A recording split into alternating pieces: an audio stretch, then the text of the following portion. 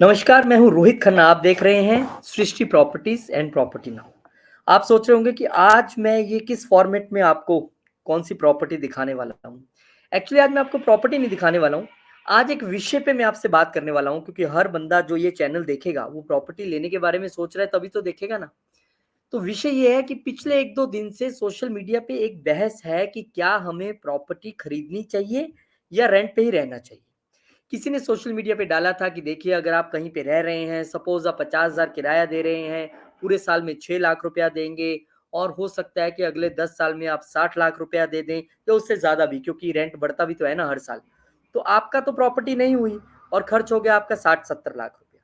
तो उसके जवाब में किसी एक और शख्स ने डाला जो एक बड़ी कंपनी के सीईओ हैं, जो मुझे जहाँ तक जानकारी है। कि वो एक बड़े अच्छे फ्लैट में रहते हैं, उनकी कीमत शायद फ्लैट की 6 से 7 करोड़ है, लेकिन वो 1.5 लाख रुपया रेंट देके रहते हैं या 1,60,000 देते हैं और इतने बड़े फ्लैट को अगर उन्होंने खरीदना है तो पहले 6 करोड़ लाएँगे, फिर ईएमआई देंगे, फिर और बहुत सारी चीज़ें और वो फिर उसके बाद फ्लैट चेंज भी कर सकते हैं मर्ज़ी से। मुझे लगता है अगर इस पूरी बहस को कंक्लूड करें, क्योंकि आपने भी घर खरीदना है और हमारा फ़र्ज़ है आपको उस विषय में जानकारी दें। देखिए, मेरा अपना टेक इस विषय में ये है कि all things depend on country to country. देश से देश और जगह से जगह चीज़ें डिपेंड करती हैं। और फॉरेन कंट्री में बहुत सारे लोग रहते ही किराए पे हैं, कोई दिक्कत ही नहीं है। उनके लिए कोई प्रॉब्लम नहीं है कि उन्होंने आगे किसी को प्रॉपर्टी दे के जानी है, किसी बच्चे को देनी है या कुछ प्रॉपर्टी बनानी है, देखो जी मेरे इतनी ज़मीन है, इतने फ्लैट। हम इंडिया में रहते हैं। हमारी परवरिश और हमारा जो पीछे सिद्धांत रहा है बुजुर्गों का, वो समय-समय पे लोगों को जो पुराना समय था, तो वो एग्रीकल्चर लैंड देके जाते थे, वो फिर अपने बच्चों को आगे हैंडओवर करते थे। फिर थोड़ा शहरीकरण हुआ, तो कोठियाँ बननी शुरू हो गईं, फिर और शहरीकरण हुआ, तो फ्लैट्स बनने शुरू हो गए। लेकिन द थिंग बिहाइंड दी कि यहाँ हमारे यहाँ पर जॉइंट फैमिलीज़ है और यहाँ हमारे एक हस्तांतरण, एक ट्रांसफ़र की प्रक्रिया है कि मुझे अपने बच्चे को जाने से पहले उसको सड़क पे थोड़ा छोड़ के जाना है कि किराए पे ही रहे तू। और दूसरी बात है आप ये लॉजिकल है कि आप जितनी ईएमआई दोगे, कम से कम आपका घर तो बन जाएगा। एक दिन ऐसा आएगा जब ईएमआई खत्म हो जाएगी और उसमें फिर आने वाली पीढ़ी रहेगी। लेकिन उससे बड़ा पॉइंट ये है, जो वो किराए वाले भाई साहब ने शायद नहीं बोला, वो ये है कि आपने अगर आज कोई प्रॉपर्टी सपोज़ 1 करोड़ में खरीदी है, तो 10 साल आप रेंट देते रहे, तो भाई साहब उसका एप्रिसिएशन भी तो होगा 10 साल में। मैं गुजरात का एग्ज़ाम्पल देता हूँ कि यहाँ पर एक हमारे जानकार है, उन्होंने कभी 2 से ढाई लाख में एक विला खरीदा था छोटा-सा और आज उसकी कीमत जो है वो आई थिंक 30 साल में 1.5 करोड़ के करीब है, 2 से ढाई लाख में। अब बहुत सारे लोग हो सकता है एफडी की कैलकुलेशंस में चले जाएँ, तो भैया रहोगे कहाँ अगर एफडी करा लोगे तो? बहुत सारी चीज़ें हो सकती हैं। पर मुझे लगता है जो वैलिड पॉइंट है कि आपको किराए के घर में नहीं रहना चाहिए, आपको अपना घर खरीदना चाहिए, छोटा हो या बड़ा हो, पहली बात।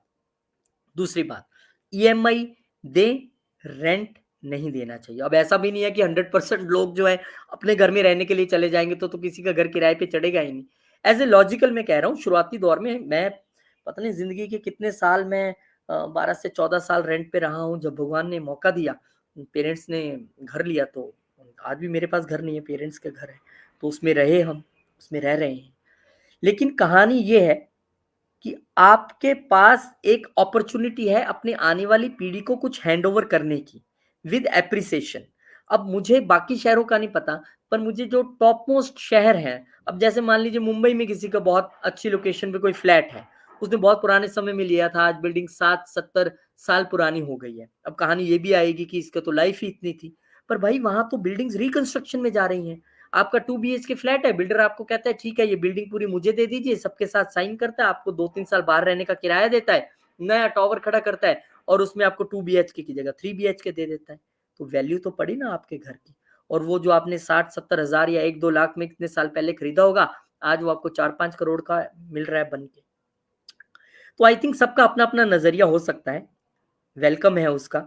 हम किसी को क्रिटिसाइज़ नहीं कर रहे हैं, पर प्रॉपर्टी चैनल होने के नाते मुझे लगता है कि सिर्फ प्रॉपर्टी दिखाना ही मेरा मकसद नहीं है, उसके विषय में अपनी राय देना और आप लोगों की राय लेना भी।